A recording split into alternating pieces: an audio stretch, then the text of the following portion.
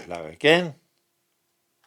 Since something of a milestone has recently been passed, that is to say that this channel now has over 220,000 subscribers, I thought it worth thinking why this should be, and why every week over the last few years hundreds of people have subscribed to History Debunked.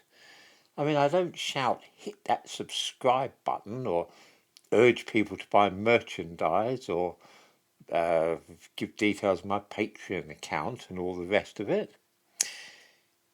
If we discard mad conspiracy theories, then I can think offhand of just three possible explanations for the fact that so many people have subscribed here. Before looking at those three possibilities, I suppose that I ought to mention one or two of the loopier theories which have been offered to account for the popularity of this channel.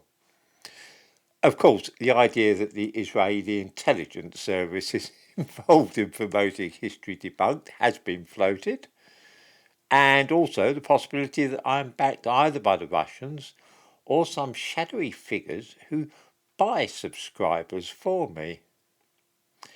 I'm not sure what anybody would get from that, really.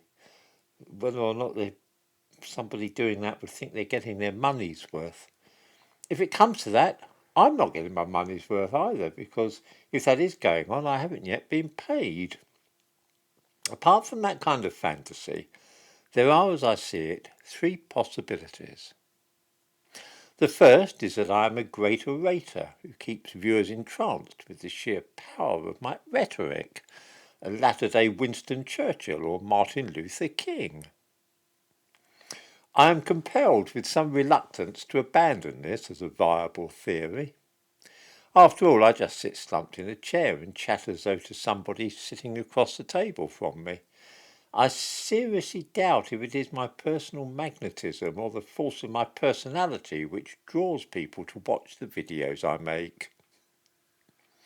It isn't as though I get worked up and wave my arms around or anything. Another possible explanation might be that it is not the way in which I speak which attracts people, but rather the style of my prose. Perhaps I am some mighty wordsmith who knocks out such beautifully crafted sentences and fine turns of phrase that it is this which people find so fascinating that they tune in day after day and recommend me to their friends as a magnificent writer. Sadly, I cannot really subscribe to this hypothesis either. It's true that I write decent enough westerns and can also turn out competent and workmanlike books on various subjects, but the truth is that my writing is nothing remarkable.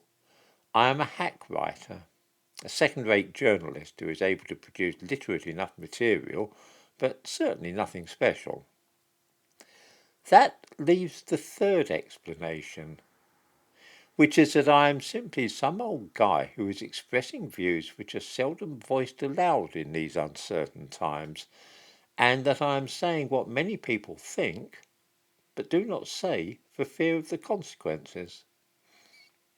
This sounds to me the most likely reason why so many people tune into these chats of mine, not because they are anything special, but because they strike a chord with some.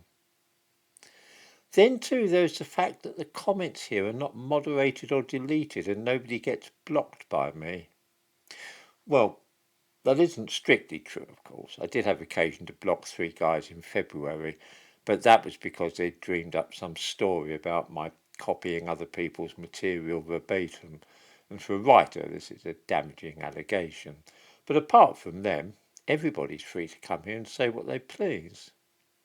This is actually very unusual these days. Most places have community guidelines or policies which mean that stuff will be removed if it violates certain principles, but not here. Here, anybody can say what he or she pleases about anything at all. It's this aspect of my channel, I think, that winds up those who are determined to close it down, and most of all, I get so many references to have you seen these comments and this comments are a cesspit and so on. It seems to be the comments on this channel that are the worst aspect of the thing from all that I'm able to apprehend. I must confess I'm sometimes a little surprised myself at how many people subscribe to History Debunked, and so I thought it interesting to muse about the reasons that might cause 4,500 people so far this month alone to subscribe. If anybody else has any ideas on the subject, I would be curious to hear them.